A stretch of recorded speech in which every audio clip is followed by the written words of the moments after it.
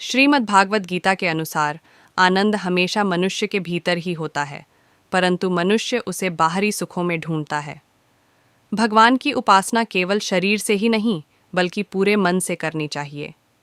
भगवान का वंदन उन्हें प्रेम बंधन में बांधता है। मनुष्य अपनी वासना की वजह से ही पुनर्जन्म लेता है।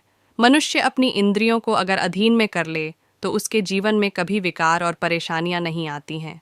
संयम, सदाचार, स्नेह और सेवा जैसे गुण मनुष्य में कभी भी सत्संग के बिना नहीं आते हैं। गीता में श्री कृष्ण कहते हैं कि मनुष्य को वस्त्र बदलने की जगह हृदय परिवर्तन पर केंद्रित करना चाहिए। गीता के अनुसार जवानी में जिसने ज्यादा पाप किए हैं उसे बुढ़ापे में आकर भोगना पड़ता है।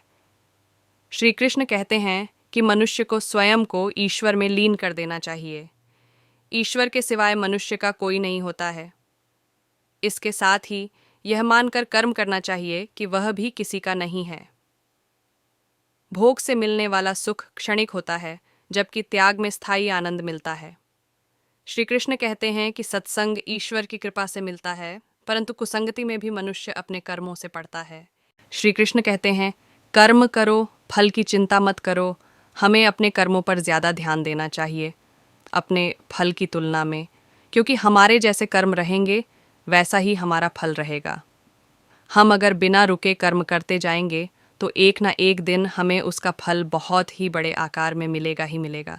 इस बात को श्री कृष्ण भगवद गीता की किताब में बड़े आसान शब्दों में बताते हैं कि हमें अपने कर्म पर इतना ध्यान देना चाहिए कि हम जब अपने कर्म करें तो हम अपने फल की अपेक्षा ना करें, उस कर्म को करते जाएं और बड़ी उपलब्धि हासिल करें।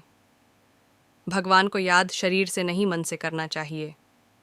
भगवान को हम जब तक शरीर से याद करते हैं तब तक भगवान हमारे प्रतिरूप में बात नहीं करते हैं।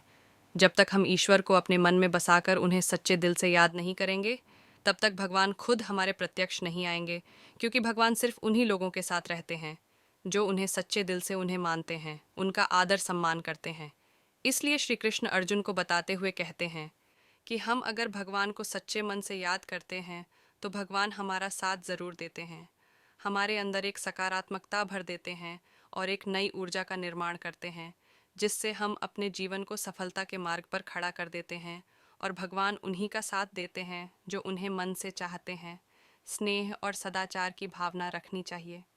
श्री कृष्ण कहते हैं कि अगर हमारे अंदर शिष्टता और सदाचार, स्नेह का प्रेम भाव होगा तो हम लोगों को ज़्यादा अच्छी तरह समझ पाएंगे, उनसे अच्छे व्यवहार रख पाएंगे, हम समाज का भला कर पाएंगे, लोगों में अच्छी सीख दे पाएंगे, लोगों को भलाई करने के लिए प्रेरणा दे पाएंगे।